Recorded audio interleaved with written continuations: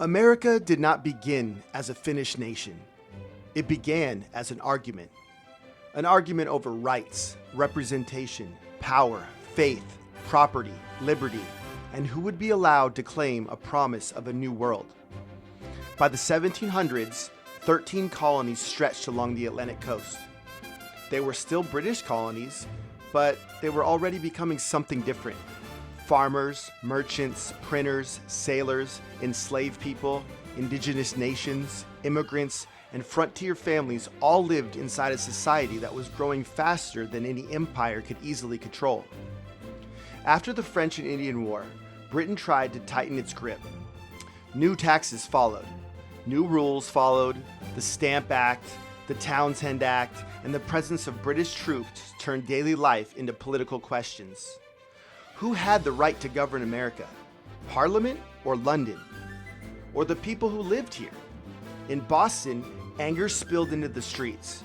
Protest meetings filled taverns and town halls. Pamphlets moved faster than soldiers.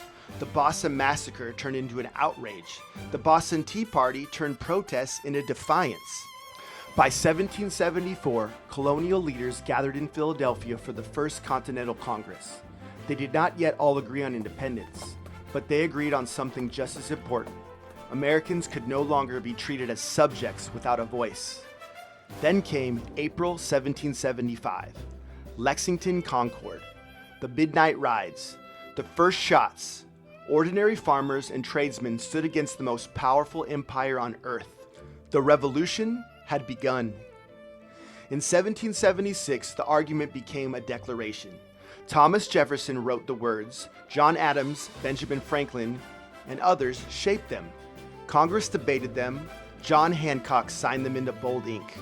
We hold these truths to be self-evident, that all men are created equal. Those words did not just describe America as it was. They described the standard America would be judged against forever. The Declaration of Independence announced a radical idea. A government exists to protect the rights of the people, and when it destroys those rights, the people have the authority to change it. That idea changed the world. But winning independence was only the beginning. The new nation had to survive war, debt, division, and doubt. The Articles of Confederation proved too weak. Shays' Rebellion exposed how fragile the Union still was. So, in 1787, leaders returned to Philadelphia to build a stronger constitution. General George Washington presided. Madison argued. Federalists defended the new system. Anti-Federalists warned that power could still become very dangerous. Out of that debate came the Bill of Rights, a promise that freedom of speech, religion, assembly, due process, and the right to challenge authority would stand at the center of the American life. America expanded. The Louisiana Purchase opened the continent. Lewis and Clark crossed rivers, plains, and mountains with Sacagawea's guidance. The nation grew larger, stronger, and more ambitious. But with expansion, it carried conflict. The same country that spoke of liberty also tolerated slavery. The same constitution that protected freedom also compromised injustice. That contradiction could not last forever. In 1861, the Civil War began at Fort Sumner. It was the nation's greatest test. Whether a republic founded on liberty could survive while denying liberty to millions. On January 1st, 1863, the Emancipation Proclamation changed the meaning of war. Union victory at Appomattox ended the rebellion, but not the work. The struggle to make freedom real would continue for generations. America did rebuild. Railroads crossed the continent. Factories rose. Immigrants arrived by the millions.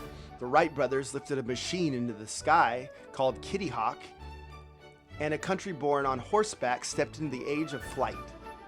Women fought for the vote and won the 19th Amendment. Workers fought for dignity. Soldiers fought overseas in 2 world wars. In 1948, the armed forces were desecrated. In 1954, Brown versus Board of Education struck at segregation in schools. In the 1960s, civil rights activists forced the nation to look honestly at its founding words. Freedom could not belong only to some. On Independence Day in 1964, the meaning of the flag was still being debated in streets, churches, schools, and voting lines. America's greatness was not in pretending the work was finished, it was in the courage to keep expanding the promise. By 1969, Americans watched rockets reach the moon. Fireworks lit the sky at home with astronauts carrying the country's ambition into space. The 4th of July became more than a memory of revolution. It became a celebration of what a free people could build. Then came new divisions. Vietnam, Watergate, distrust, protests, renewal.